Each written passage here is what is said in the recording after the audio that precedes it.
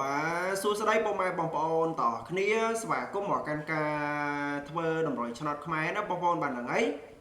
នៅក្នុងថ្ងៃហ្នឹងដែរបាទថ្ងៃទី24ខែ4ឆ្នាំ2026បង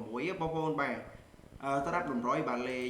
free បាទនៅក្នុងថ្ងៃហ្នឹងដែរបាទគឺខ្ញុំរៀបចំចែកជូនបងប្អូនយើងបាទរីរអស់ហើយបាទតើមុននឹងចូលដល់តម្រុយថ្ងៃថ្មីបងប្អូនយើងចូលទស្សនាវីដេអូហ្នឹងហើយកុំភ្លេចជួយចុច like ចុចជាវ Subscribe Channel Admin ម្នាក់មួយផងពុកម៉ែបងប្អូនយើងបាទនិយាយរួមទៅ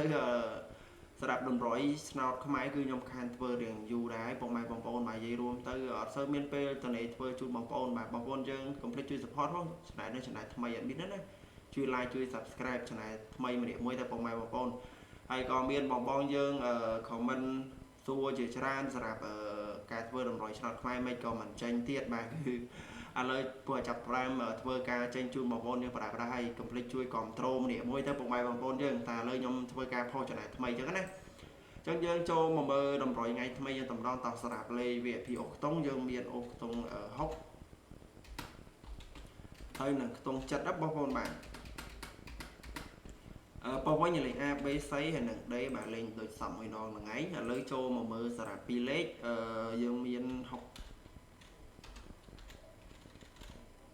4ហើយនឹង68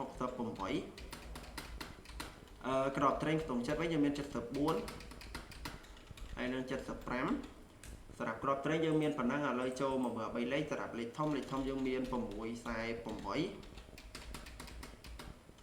745ហើយ3លេខចុងក្រោយយើងមាន579ណាបងប្អូនបាទអញ្ចឹងតម្រុយឆ្នោតខ្មែរគឺមានតែប៉ុណ្្នឹងហើយបងប្អូនយើងស្រឡាញ់ជួយចិត្តលេខមួយណាឲ្យយកទៅផ្សងស្នាដល់អ្នកគ្នាបានអញ្ចឹងអរគុណច្រើនសម្រាប់ការជួយទស្សនាបាយបាយជម្រាបលាពុកម៉ែបងប្អូនបាទ